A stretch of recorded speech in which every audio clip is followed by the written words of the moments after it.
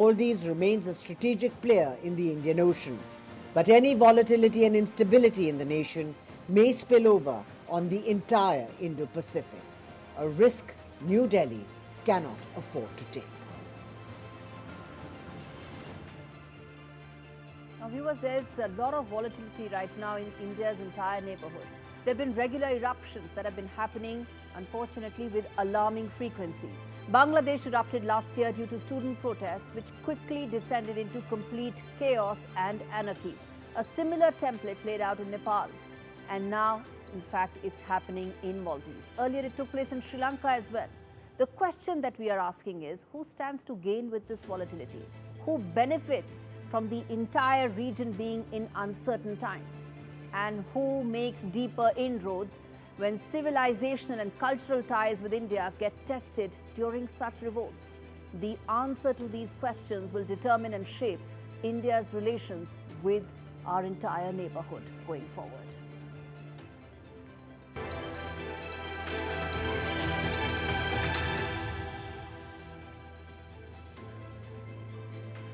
The first wide-angle story on the show. So Saudi Arabia has announced a defense pact with Pakistan. It's a mutual defense pact that triggers a response if either of the two countries are attacked. The pact, in fact, reflects what really is happening in terms of the uncertainties around the world. But I would say that Saudis have been able to successfully weaponize the near total bankruptcy of Pakistan by coming out with this pact. And let's get you some of those details as far as this pact is concerned and the implications and significance of it for the entire world. First up, in terms of what is in it for Saudi Arabia, there's nuclear insurance. Pakistan is the only Muslim majority nuclear country in the world. So there is nuclear deterrence that Saudi Arabia are able to get from it, as well as military manpower. Saudis essentially do not have much military capabilities. They rely heavily on America, and Pakistan's military capabilities then become a huge push for it. What is in it for Pakistan? You heard the first thing is the most important one: deeper funding lines. There is near total bankruptcy for Pakistan. They've been able to successfully project themselves as offering something significant for Saudi Arabia, and in return get the funding lines which are right now choked. Next, leverage as far as the entire Muslim world is concerned, the GCC countries are concerned. As I said, they're the only ones with nukes, hugely unstable country. Nobody knows who has the push button as far as the nuclear arsenal is concerned, but they'll probably leverage this more. Now let's get you the implications of what this means for the global impact. Now, this has been triggered to a large extent because of the attack by Israel on Doha, and that has triggered this kind of a response from Saudi Arabia, acting as the big leader of the entire Muslim world. Pakistan's nuclear arsenal can target Israel. So Israel, Tel Aviv will have to do a lot of focus in terms of how they look at their deterrence from here on, more closer ties between America and Israel in the wake of Pakistan's nuclear capabilities targeting Israel. Next up, possible Pakistan-Saudi-China nexus. Now, why am I saying that? 75% of Pakistani weaponry right now is of Chinese origin. So if this is the supply lines that they have from their military hardware, of course, going forward, you're looking at a Pakistan-Saudi Arabia-China nexus that may get closer in time, allowing China to continue to make deeper inroads in the region through its CPEC and then BRI investments as well. Why India remains vigilant? Well, this is an investment, this is a relationship that India has hugely invested in the last couple of years. It's a comprehensive strategic relationship for us. We've elevated it.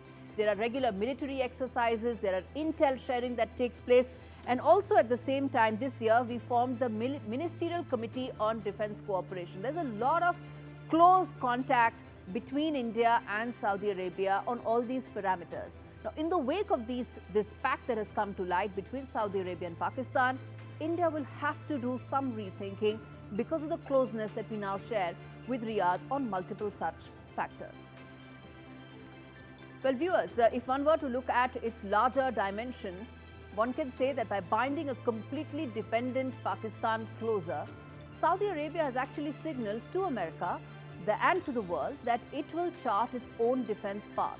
But more importantly, Saudi Arabia has never defended Pakistan's act in sponsoring terror against India. And that's the most important distinction that we need to keep in mind. Yes, it's signaling to America that they are going to do what they think is best in their interests. But let's not try and think that this is going to hurt Indian interests. Prime Minister Modi was in Saudi Arabia when the Pakistan-sponsored Pahalgam terror attack took place, and it was condemned in the harshest words by Riyadh. Now, Saudis are now going to jeopardize a much bigger, more evolved partnership with India by backing Pakistan's repeated misadventurism. There are deep oil interests at play as well. India is one of the largest oil importers in the world. We've pivoted towards Russia because it's cheaper. Can Saudi Arabia afford to actually antagonize us and let go of that massive oil exports to India? Well, the more I see it, the more it looks like Pakistan army committing its resources for Saudi efforts for Yemen and Israel. It's not the other way around. Well, viewers, on that note, we're slipping into a very short break on India Sense. We come back on the other side, tell you more about the latest in Trump land, yet another flip-flop, yet another U-turn. What does it mean? We tell you more.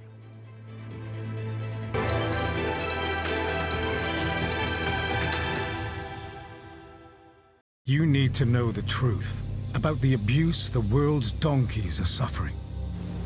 It's suffering that's often hidden from view in cramped, filthy pens, where they endure lives filled with fear and pain. Pain that cuts deep and wounds right to their very hearts. It's shocking to even think it, but right now, so many of the world's donkeys are being poisoned by plastics or being worked to exhaustion. And the truth is, to some, these innocent animals are worth more dead than alive. We can't leave them to suffer like this. Please, will you join us in the fight to protect our precious donkeys? You can by calling 0800 035 9309 and giving £2 a month to the Donkey Sanctuary. When you do, you will help us rescue and care for donkeys here in the UK and defend them from cruelty all around the world. We are working tirelessly to create a better world for donkeys, but we can only do it with your help. So please call 0800 035 9309, text TRUTH6 to 78866, or search Donkey Truth to give £2 a month to the Donkey Sanctuary. Because the world's donkeys need you to protect them right now. It feels good knowing that your future's in hand. Evlo can offer you a loan from £1,000 to £15,000, whether it's for home improvements, new appliances, a car, or for some of life's big moments. So even if you've had problems with credit before, Evlo looks beyond your credit score and always takes a case-by-case approach. Visit evlo.co.uk to get your conditional decision in minutes. Evlo, your future in your hands. I like making sure I've got all the right tools for the job. And now that I'm 50, that means looking after the life I've built, protecting my life if anything happened to me. That's why I decided to learn more about over 50s life insurance from Cover Today. They're the only over 50s life insurer with no waiting period, unlike other insurers who could make you wait up to 2 years for full cover. With Cover Today, you're fully covered from day one. And you're covered for the whole of your life. Plus, unlike other things in life, the price never goes up. Learning more couldn't be simpler. Go online or talk to their friendly UK team in just one phone call. Cover Today are the only over 50s life insurer with no waiting period and no annoying trips to the doctors either. Plus, you get your choice of a £125 gift card. Cover Today has given me genuine peace of mind. And now that's done, I can get on with something much more interesting. To find out more about Cover Today, call our friendly UK team on 0808 143 4733 or visit covertoday.co.uk.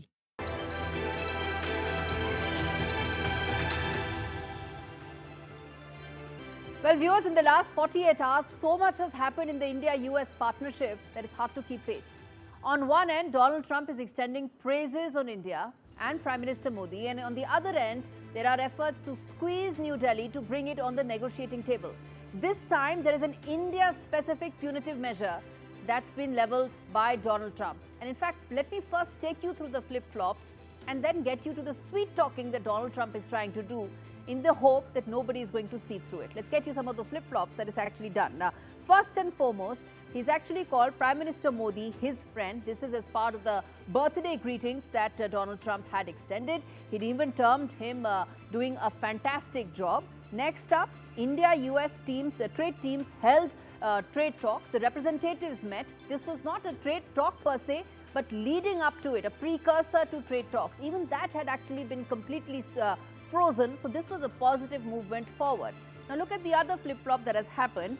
Then it dubs and clubs India in the list of the drug transit countries. There are a bunch of countries that have been identified because the US wants to crack down on fentanyl, and India has actually been clubbed in that, along with Pakistan, China, Afghanistan and several others. The second flip-flop that Donald Trump has done is it has revoked the sanctions waiver for Chabahar port. This is an India-only measure, viewers, and that's why it's so important. Chabahar port is India's response to China's Gwadar. It ensures that India has a strategic play in that region, something that America has actually backed in the past, which is why there was a sanctions waiver. That has now been revoked, an India-specific measure. Let's now play out what exactly Donald Trump said with regard to the India-US relationship, the sweet talk that he's doing, and then I come back and tell you the scenarios that he's actually facing, because all of this is going to hurt the American economy. First up, listen in to him. We come back and talk more. And as you know, I'm very close to India. I'm very close to the Prime Minister of India. I spoke to him the other day, wished him a happy birthday. We have a very good relationship. He put out a beautiful statement, too. We have, but I said, you know, I sanctioned them. China is paying a very large tariff right now to the United States. But I'm willing to do other things, but not when the people that I'm fighting for are buying oil from Russia. If the oil price comes down, very simply, Russia will settle. Okay, so that is what Donald Trump was saying. And now let's play out some of the scenarios that lie ahead for the India-US relationship and for Donald Trump himself. First and foremost, the first scenario, which is there, that India-US reach a limited trade deal. They focus only a few aspects of their bilateral trade and leave out some of the contentious issues, which is agriculture, corn, soya bean. Those are the most contentious issues. Leave them out, take a limited trade deal and move the relationship forward. The second scenario, Donald Trump pushes ahead for a full trade pact. He says that he's committed to his MAGA base and he's not going to move ahead till the time he puts agriculture at the center of those talks. And the moment that happens, the deal is unlikely to go any forward, simply because there are some deal breakers on both sides. India cannot allow complete access to American corn and American soya bean because it's completely on GM, and that means both sides harden their stance. And what does US do in return, Trump do in return? It continues to sanction India with regard to Russia war, thinking that that's the leverage it has. Again, something that's likely to backfire, because how long will you keep telling your MAGA base that you're not being able to get a trade deal?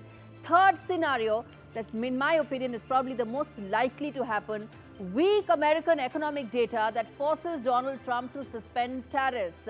Fed chief has already said that there are going to be 2 more rate cuts. The job growth has actually been lower. Inflation is rising in the US. All of this is going to come back and bite the American public, and they're going to ask Donald Trump that you promised us the moon with those tariffs. Look what is happening.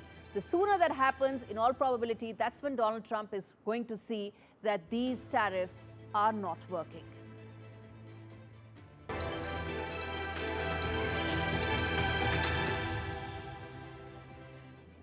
Top voice on the show this week, Stephen Vaughn joins me. He's an American lawyer, former general counsel to the U.S. Trade Representative, acted as an acting trade representative as well. Mr. Vaughn, thanks so much for speaking to me. Let me start by asking you the fact that the trade reps met today, setting the stage for a possible round of trade talks. How big are you in terms of the optimism that many are having that maybe those trade talks will continue soon? I think it's always good to have the trade reps talk to each other, and I think that, you know, I think it's all the news from both countries appears to be positive right now. President Trump and Mr. Modi have been exchanging compliments, so it seems to be moving in a good direction, and I'm sure that means that the trade reps are seeing some progress. Okay, yes, the two leaders have exchanged greetings, but there's been a fair bit of flip-flop. before I come to any of that, as far as the trade aspect is concerned, how big a deal breaker do you think corn and soya bean is? Because that's exactly what the Americans are saying, that why isn't India buying a bushel of corn from America? But India has its reservations with regards to GM crops. So I think that, obviously, if you want to have a good trade deal with the United States, I think it's important that you show a willingness to buy U.S. agricultural goods. And to the extent that country is not willing to buy U.S. agricultural goods, that's gonna make it harder. I mean, the Americans have very little patience with this line of argument. They've been very angry and frustrated about it for a very long time. And so I think it is gonna lead to a challenge. We make some of the best agricultural products in the world, and we don't like seeing trade barriers against them. So what you're saying is it's actually going to be a deal breaker, in fact. Okay, then let me ask from you that what's the view like in DC? Why is it that India's repeated comments about pointing out that it's not the only one that's buying Russian energy hasn't really hit home? Why is it that there are only India-specific 50% tariffs for buying Russian energy? I don't think that's the right way to think about it. I mean, I think the right way to think about it is that the president looks at each relationship and is making a decision on a country by country basis. So with respect to China, we put more sanctions and tariffs on China than we have on anybody else, and more sanctions on China than anybody else has put on them. So I think we've been very tough on China. I think in terms of the Europeans, the president obviously had a lot of tariffs for the EU as well, and they eventually came to the table and made a deal. And India had the same. He told everybody about the August 1st deadline, and some countries met the deadline, and some countries didn't meet the deadline. So I think each country is sort of being judged on its own basis, and I think I don't think I don't think it's a good idea to say, well, because you did this for this country, you should do the same thing for us, or because we're in the same position. It's not a question of kind of this comparison or that comparison. It's a question of how the president sees the overall relationship. And I think he's expressed grave concerns about the situation with Russia. And you're hearing him tell the Europeans right now that he's willing to do more vis-a-vis Russia and China if the Europeans are willing to do the same. So I think that, I think India should really, I don't think it's going to be a good idea for India to constantly be bringing up other countries. I think India needs to understand that the U.S. has certain questions and issues for India, and they should be negotiating on that basis. Okay, if those negotiations were to only be on India-specific issues, how soon before you think possibly a limited trade deal may come by to at least get some of the those issues on which there is mutual agreement out of the way? I mean, first of all, in terms of when talks can start and when they would end, I mean, that's all ultimately just going to be driven by the two governments. I mean, the trade ministers are prepared, I'm sure, to start talks at any time. And so I think it's just a question of, I think at this point you have very, very sophisticated people on both sides. They know what the issues are for the most part. And these are really political questions in terms of when the two governments are ready to make a deal. Is the deal likely to be a limited deal? I mean, if you look at the model, for example, that USTR negotiated with the EU, that's exactly what they did. They said, we're going to resolve certain issues, and then other issues like the digital services tax or some of the other issues that we're concerned about, we're going to negotiate those later. So I could very much see the deal with India looking like that. All right, Mr. Waldman, I'm going to leave it there. Thanks much for joining me. Let's hope that at least a limited trade deal actually gets done at the very earliest.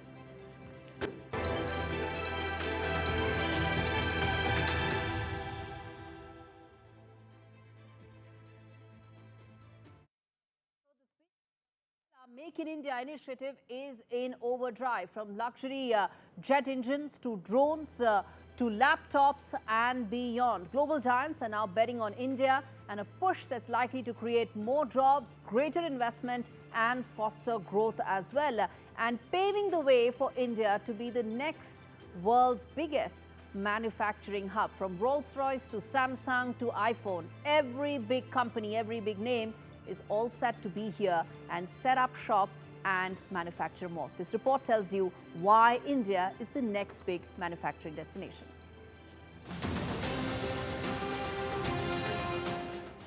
A silent revolution on the factory floors of India. Rolls-Royce is now making critical jet engine components in Bengaluru. The iPhone 17, Apple's newest flagship, rolling off Indian assembly lines. And South Korean giant Samsung preparing to churn out laptops from its Noida plant. The payoff? New jobs, cutting-edge technology, and a stronger Indian economy. Make in India is reshaping India's future. Foreign direct investment in manufacturing has surged past $25 billion in 2023 alone. India's electronics exports crossed $29 billion last year, doubling in just 2 years. Already, 2.5 million jobs have been generated in the electronics manufacturing sector. Apple suppliers alone employ nearly 1.5 lakh people. And with ambitions to take manufacturing to 25% of GDP by 2025, India is chasing a $1 trillion dream. Global names are putting their money on India as their next growth engine. Apple aims to shift a quarter of its global iPhone production to India by 2026. Samsung already runs the world's largest mobile factory in India. And Rolls-Royce has signaled India will play a bigger role in its aviation supply chain. From the phones in your pocket to engines that power the skies, India is not just assembling products, it's assembling its future.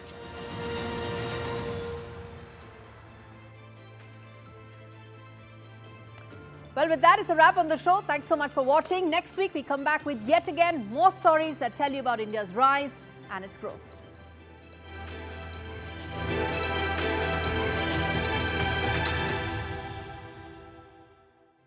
Our first year as a family flew by. And now, I want to make sure he'll be financially protected for all his birthdays to come. That's why I'm calling Smart Insurance. Hi, how can I help? Hi, I'd like a quick quote for family life insurance. OK, you can choose a benefit amount up to £750,000 depending on your age. That's great. If you're a UK resident aged 18 to 64, you can apply with just a few health and lifestyle questions. For £250,000 of cover, the price starts at just £14.77 a month. That's less than I thought. And could help my wife pay off the mortgage. And with our Smart Family Guarantee, you'll have peace of mind. That's good to know. You'll also receive a 100% advance in the event of terminal illness and 10% cashback on your first year's premiums. That's the Smart Cashback. Plus, you get your choice of a £125 gift card. Protect the life you've built the smart way. To get a free quote today, call our specialist UK team on 0808 141 5855 or visit smartinsurance.co.uk. Yes, I've won £1,000! Play bingo at Tombola for free! There's £100,000 to be won throughout September. Open for fun. At Tesco Mobile, we're celebrating 30 years of Club Card, and we've got a gift card just for you. Get the new Samsung Galaxy S25 FE with Galaxy AI for just £29.99 a month with Club Card prices, saving you £288. And we'll give you a Tesco gift card worth £100. Now for the hardest decision, what to spend it on. It pays to be connected. Search Tesco Mobile. Every little helps. Since I retired, I've finally got time for the important stuff, like helping my family manage financially if anything happens to me. Which reminds me.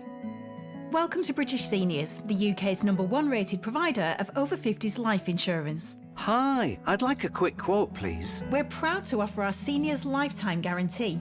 With 100% of claims having been paid, we guarantee your premiums will never go up and that you'll speak to one of our specialists in the UK. UK residents aged 50 to 80 are guaranteed to be accepted. Depending on your age,